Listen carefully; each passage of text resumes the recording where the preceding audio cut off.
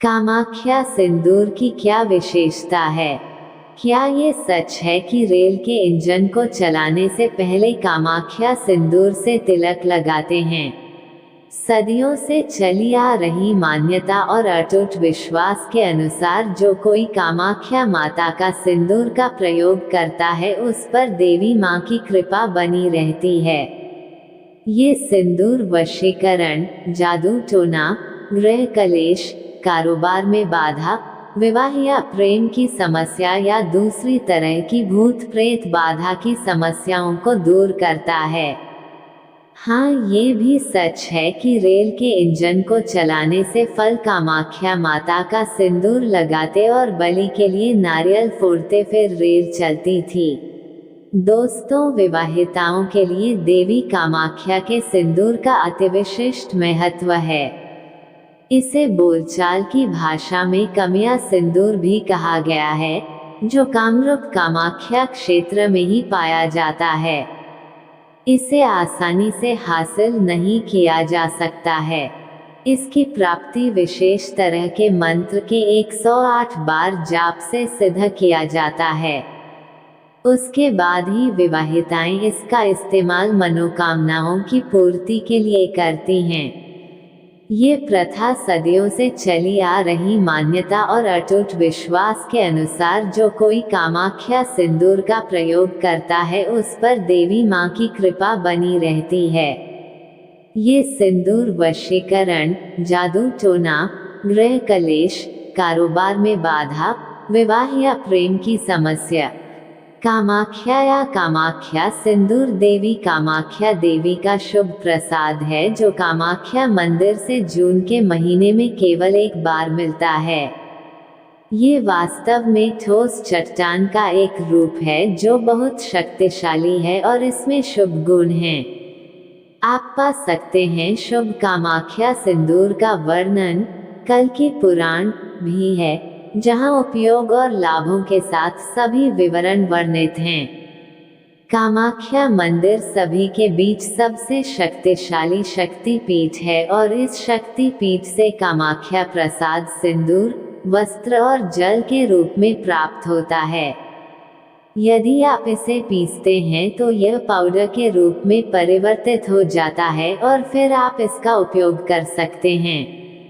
Rock ठोस रूप कामाख्या सिंदूर की मौलिकता का प्रतीक है क्योंकि कोई भी चट्टान में कुछ भी नहीं मिला सकता है।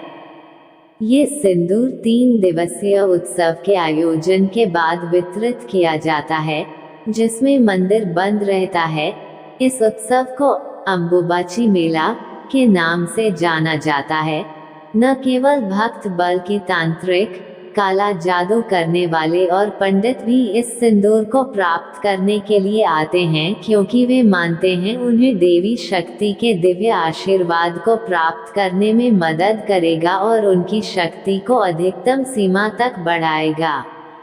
यह आपके जीवन में आद्य शक्ति सती माता का आशीर्वाद प्राप्त करने के स्रोत के रूप में कार्य करता है जो आपके जीवन की समस्याओं को हल करने के लिए और आपको इस जीवन काल में आपकी इच्छा के अनुसार आप सभी का पालन करने के लिए पर्याप्त है।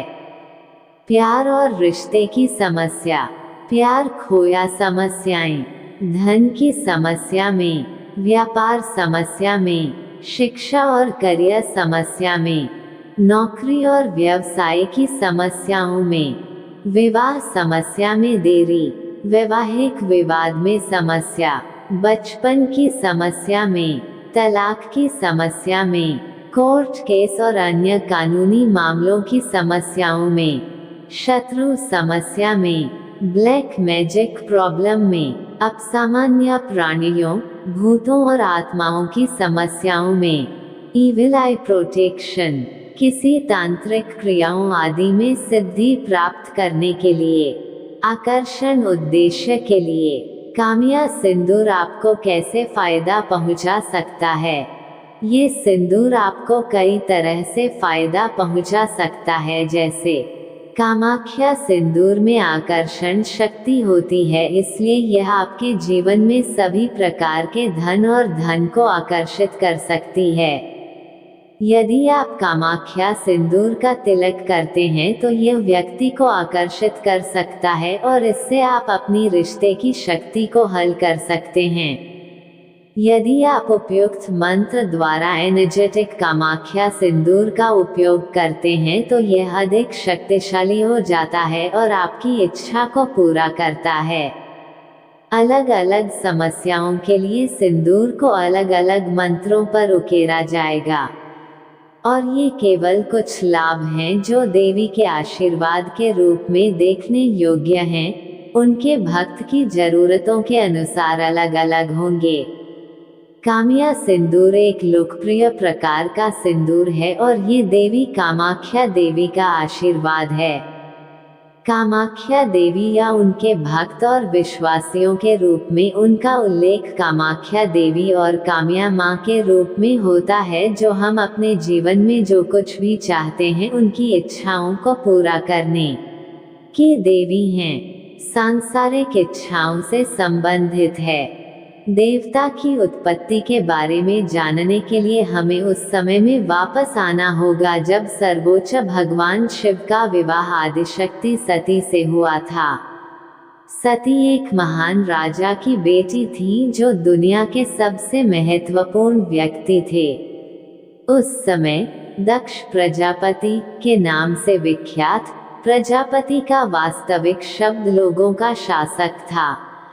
सती ने हमेशा भगवान शिव की प्रशंसा की है और उनसे शादी करना चाहती थी, लेकिन उनके पिता हमेशा इसके खिलाफ थे क्योंकि प्रजापति ने कभी भी शिव को अपना नहीं माना।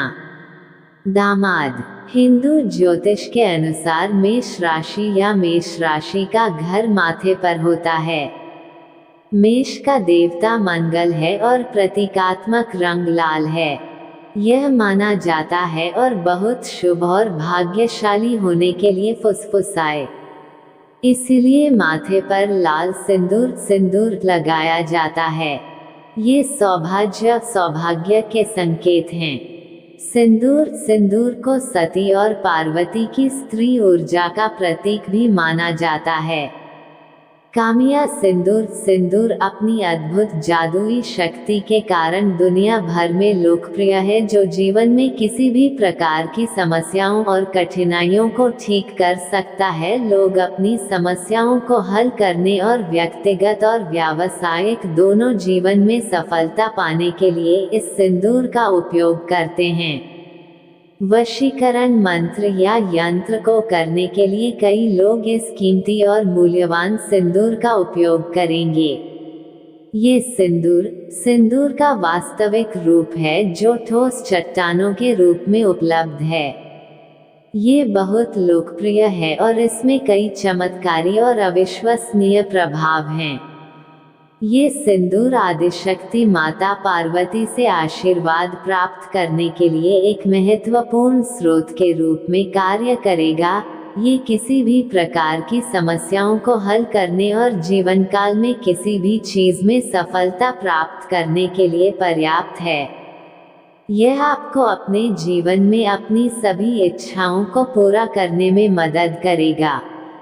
कामिया सिंदूर के फायदे। यह आपके जीवन में धन, समृद्धि और धन की सभी राशि को आकर्षित कर सकता है। तंत्र और मंत्र के नकारात्मकता और नकारात्मक प्रभावों से बचाता है। यह आसानी से अपने दुश्मनों को हरा सकता है। आपके दाम्पत्य जीवन में रोमांस और जुनून बढ़ेगा। मजबूत और गहरी ध्यान को बढ़ावा देता है। तीसरी आंख की शक्ति को बढ़ाता है। यह आपके करियर की समस्याओं को आसानी से हल कर सकता है। आप अपने दुश्मनों की बुराई से खुद को बचा सकते हैं। मजबूत इच्छा शक्ति का निर्माण करता है और सम्मोहन शक्ति को बढ़ाता है। यह उत्पाद हमारे विधान पंडित द्वारा शुभ मुहूर्त के दौरान अत्यंत प्राण प्रतिष्ठा, अभिमंत्री और सिद्धत सक्रिय। रेल के इंजन और डिब्बों के दरवाजों पर भारतीय ध्वज लगाना कब से शुरू किया गया और इसके पीछे क्या कारण है? रेल के इंजनों और डिब्बों के दरवाजों पर भारतीय ध्वज लगाने की परंपरा साल 2018 से शुरू हुई। इन्हें बनाने में भी उन्हीं नियमों का पालन होता है जिनका उपयोग राष्ट्रीय स्तर पर तिरंगे को बनाने में किया जाता है।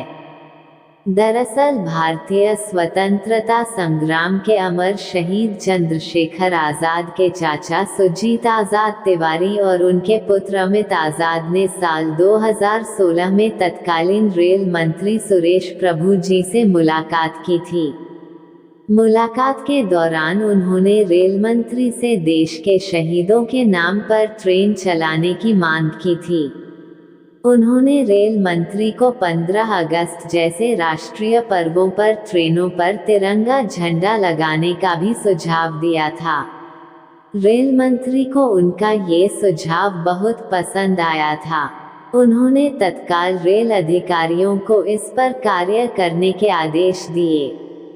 चंद्रशेखर आजाद के परिवार से मुलाकात के 2 महीने के अंदर ही रेलवे ने 5 जून 2016 को अपने सभी रेल डिवीजनों को ये निर्देश से दिया कि आगामी 15 अगस्त तक रेल इंजन पर तिरंगा झंडा बनाया जाए। शुरुआत में 10,000 रेल इंजन पर इस योजना के तहत तिरंगा झंडा बनाया जाना था, जिसे बाद में बदलकर इसे सभी रेल इंजन के लिए लागू कर दिया गया। सरकार के इस निर्देश के बाद चरणबद्ध तरीकों से रेल इंजन पर तिरंगा बनाया जाने लगा। रेल इंजन और डिब्बों पर तिरंगा बनाए जाने के नियम। रेल इंजन पर तिरंगे को अंकित करते समय national flag code of India के नियमों का पूरा पालन किया जाता है। सामान्यतः रेल इंजन और डिब्बों पर 450 मिलीमीटर गुना 300 मिलीमीटर के आकार का तिरंगा छपा होता है। इसमें तिरंगे के रंगों के समायोजन पर भी पूरा ध्यान दिया जाता है।